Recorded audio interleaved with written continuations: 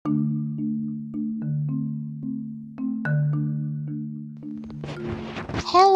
semua, chapter 3 dari 365 hari aku akan bercerita. Seperti biasa kita kesulitan untuk mendapatkan tempat yang tenang. Dan hari ini petir, oh my god, hujan dan ayam. Oh my god, perpaduan yang sangat tidak keren untuk sebuah podcast, tapi tak apalah. Oke, hari ini kita akan bercerita apa? Aku selesai membersihkan kamarku dan sangat terasa segar. Apakah kalian merasakan itu juga? Itu seperti ketika kita selesai membersihkan kamar atau selesai mencuci baju, kita seperti terbebas terhadap suatu beban yang sangat berat. Apakah itu cuma aku ya? Karena aku terbanggarkan yang hakiki. Tak tahulah, entah kita senasib atau tidak. Oke, move on to another topic. Tadi aku bangun dan sekarang kepalaku sakit karena semalam aku begadang sampai benar-benar subuh aku rasa, terus harus bangun pagi untuk pergi ke wedding. I hate wedding so much, kayak di sana terlalu banyak orang, tapi ya kita harus kewajiban sebagai makhluk sosial abad ini. Oke, so hari ini aku mau ngapain? Biasanya moodku sangat bagus ketika kamarku bersih, tapi aku tidak tahu kenapa aku sangat jarang melakukan itu. Mungkin karena sesuatu yang spesial adalah sesuatu yang jarang kita lakukan atau jarang kita dapatkan kali ya. Kalau misalnya aku setiap hari membersihkan kamar terus, pasti kesenangannya itu berbeda kan dibandingkan ketika sekali-sekali saja membersihkannya. Oke, itu sebuah pembelaan yang sangat keren, Selfie. Hari ini aku berniat menulis lagi setelah lama sekali vakum. So aku nggak tahu apakah yang terjadi juga sama kalian atau hanya ke aku saja. Aku kesulitan untuk duduk tenang mengerjakan sesuatu dengan otakku. Atau kata lain, misalnya belajar. Aku kesulitan sekali belajar karena aku tidak membiasakan itu sejak dulu. So kita sekolah berapa belas tahun plus kuliah kan, aku sudah lulus, tapi itu aku tidak pernah benar-benar menghabiskan waktuku untuk belajar. Jadi aku akan mengerjakan tugas jika itu sudah mau deadline.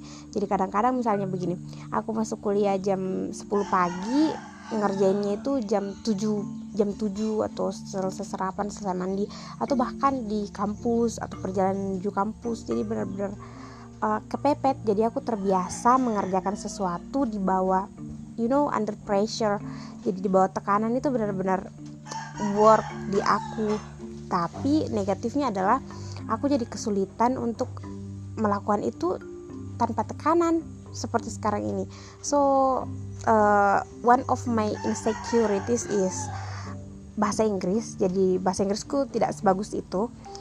Tapi aku pernah ikut debat bahasa Inggris dan itu berakhir sangat konyol. Benar-benar lucu-lucuan, tapi ya pengalaman. Dan karena salah satu sahabatku kan, jadi salah satu sahabatku mau kalau kami satu tim waktu itu, jadi aku ikut.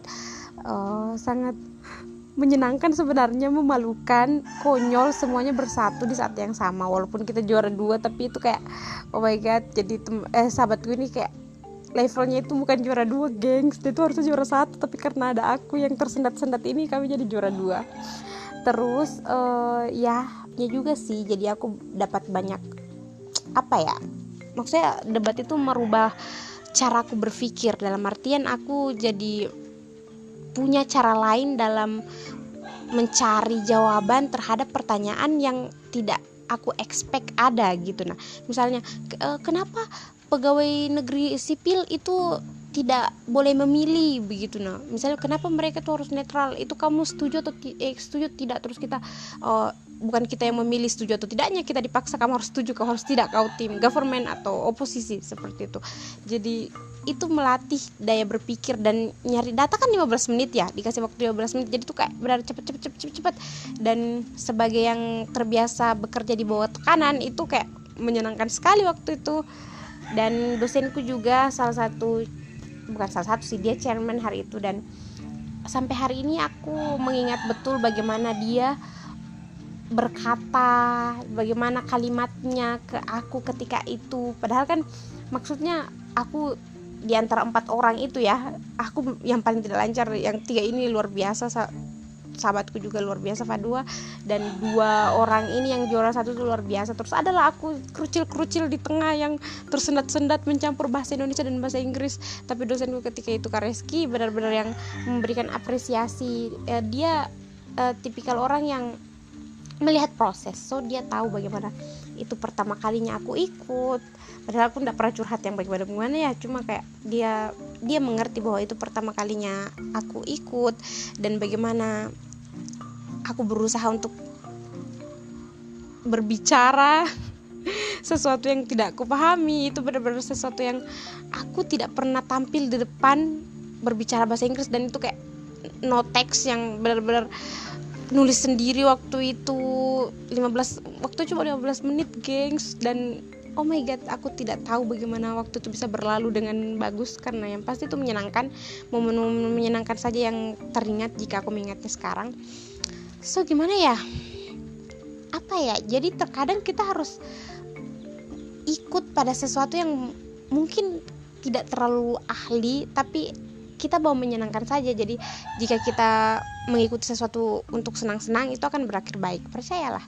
Dan banyak-banyaklah apresiasi orang, karena kamu tidak akan tahu bagaimana perkataanmu itu berpengaruh besar pada kehidupan orang. Seperti dosen-dosenku, kebetulan dosen-dosenku di hubungan internasional Unsulbar itu benar-benar luar biasa. Jadi banyak sekali pelajaran, value yang bisa kudapat di sana yang tidak bisa kudapat dari ketika membaca buku HI saja begitu. Nah, bahkan aku lebih banyak mendapatkan value kehidupan dari dosenku di kelas dibandingkan pelajarannya. Bukan, maafkan aku dosenku, tapi memang seperti itu guys. Jadi yang membuat kelas itu lebih baik dalam tanda kutip dibandingkan hanya sekedar baca buku adalah kita bertemu dengan orang yang berbeda kepala, yang dimana kita bisa sharing, dimana dia bisa mengeluarkan dari sekedar ilmu pengetahuan kayak value kehidupan yang hanya dia yang punya begitu. Nah, kenapa? Karena hanya dia yang menjalani kehidupan yang dia miliki sekarang. Jadi masing-masing orang itu punya value yang berbeda, dan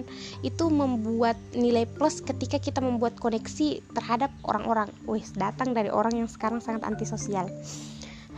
Wow, ini kayaknya akan menjadi podcast terpanjang. So kita sudahi saja ya. Bye bye.